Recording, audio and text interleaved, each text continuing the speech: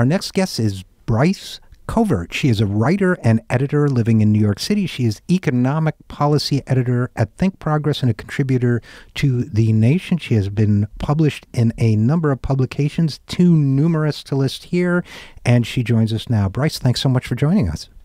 Thanks for having me on. Absolutely. And, through you and your writing at Think Progress, I discovered a study on, which you covered, on how much a Big Mac would cost if the minimum wage was raised to $15 from its current federal minimum of $7.25. So tell us a little bit about that, if you would. Sure. So it's a new study, and it basically looked at how much would fast food restaurants, or any restaurants really that don't do table service, that kind of model, how much would they have to raise their prices to cover the increased costs of paying all their employees at least $15 an hour? And, this is something that comes up a lot in the minimum wage debate, that it's going to cost so much money, and that's going to, have these really devastating effects, one of which could be significantly higher prices. But what the study found is that while they did predict that prices will rise, it's not by that much. It's an estimated 4.3%. So for the price of a Big Mac, for example, right now it goes for $3.99. It would cost about 17 cents more. So it would be $4.16, although you can imagine they'd probably make it something rounder than that. Right. Right. And by the way, that $4.16 is assuming that they absorb all the costs of increasing the minimum wage and don't, for example, cut their CEO's pay or do something to offset it, right? Right. And that's the other point, too. I mean, admittedly, we don't really know what would happen with a national $15 wage. It would be a significant jump from where we are now. That said, there's lots of research and evidence pointing to other ways that companies and corporations can deal with higher wages than the more negative things that we tend to think of, drastically raising prices or drastically cutting jobs. Right. One important thing to remember in the fast food industry is that it's got an incredibly high turnover rate, about 93%, and it's very costly to have a lot of turnover. So there are significant savings potentially to be found when you raise wages, because you're less likely to lose people if they're making enough money to really, maintain their life by doing that job. So right. it was actually. I'm sorry to jump in, Bryce Covert, but you're actually going exactly where I wanted to go in this conversation with it. First of all, the issue of turnover and other scenarios for how industry would respond. It's important to note at this point that the study we're talking about now is not out of some lefty think tank somewhere. It's a study by Purdue University's School of Hospitality and Tourism Management, which isn't noted for its socialist agenda, let's say.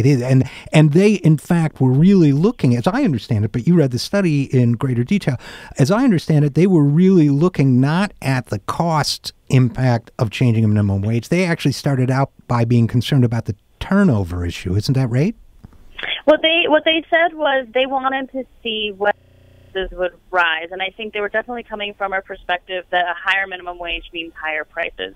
I think there are some economists who might say that's not necessarily true because, like I said, there are other ways companies can deal with that. And they noted in their study that they actually did not get into turnover, that they didn't really look at those effects, but that they could be significant.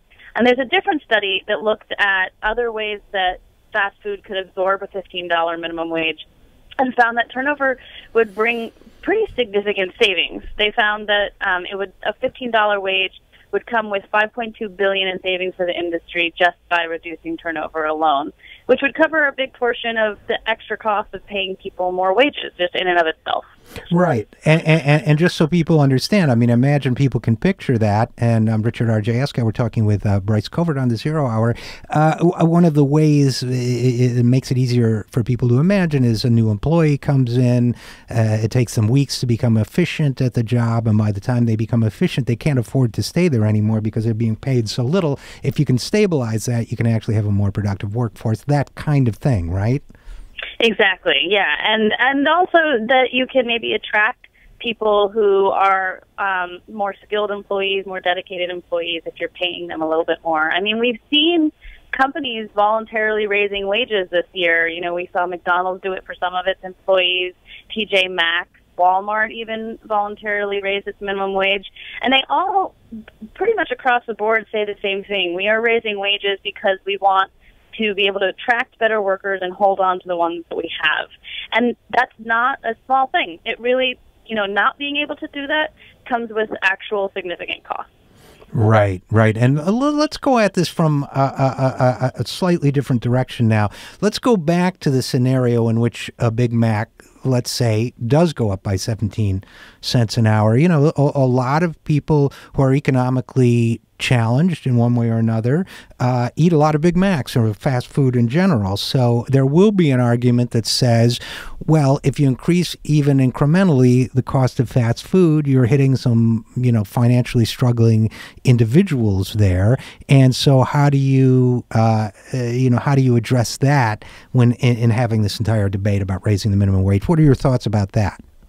I definitely think that it's an important point. People make this point about Walmart, too, that a lot of low-income people are the actual customers at Walmart that has very low prices. If you increase labor costs there, do you end up increasing prices and hurting low-income people? I think it's also important to note, though, that another way that studies have found that industries could absorb higher wages without dramatic repercussions is because when you pay low-income people who are your employees more money, that puts more money into their pockets, and they are your customers. So that gives them more ability to come and buy your products. That gives more people money to go buy Big Macs or, to buy whatever they need at Walmart. And that means more sales. It also means greater economic growth, so that can have sort of a ripple effect. I don't know that it would cover the whole cost of the increased labor costs, so you may still need to raise prices a little bit, but maybe you wouldn't have to raise them a full 17 cents. I do think that they have a preference for round numbers. I would personally be very surprised to see them charge for a Big Mac $4.16. I think they probably want to keep prices pretty close to where they are and find other ways to absorb these costs. Yeah, because as you well know, and I want to get back to the sort of macroeconomic topic in a second, but Bryce Covert, as you well know, companies field test price points very carefully, and so they find that $3.90. If they find that focus group wise and so on, $3.99 is a good price point, they are going to be very loath to push that any further.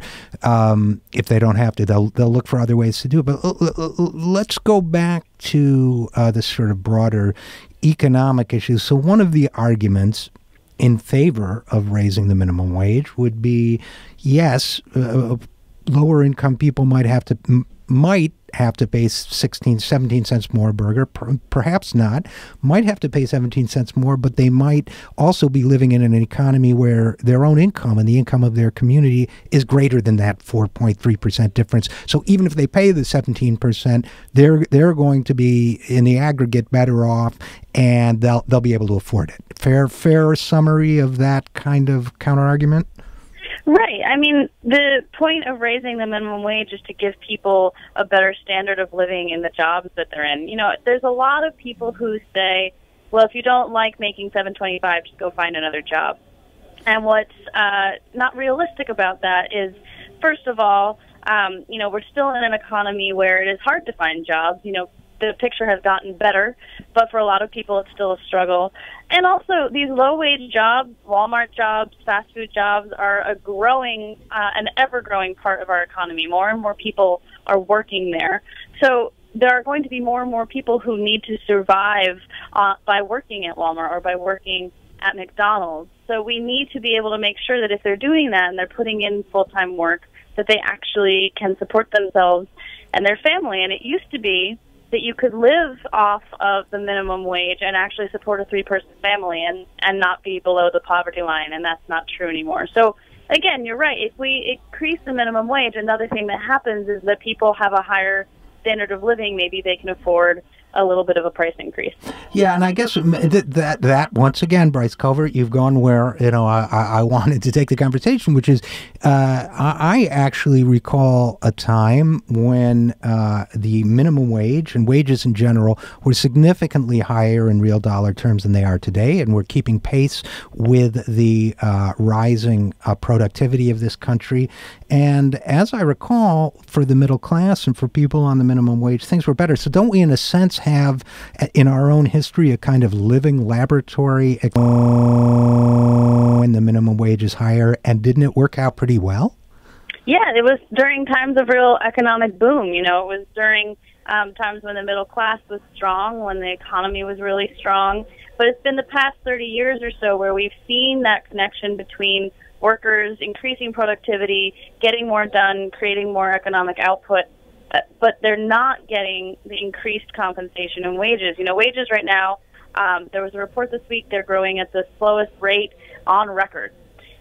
So, it's not that we're not working hard. It's not that we're not increasing productivity, but we are not seeing the fruits of our labor. And one way to try and change that picture is to raise the minimum wage and tell companies, look, you're not compensating people as much as you should be. We're going to raise the bottom so that we know that the floor, at least, there's a standard of living there.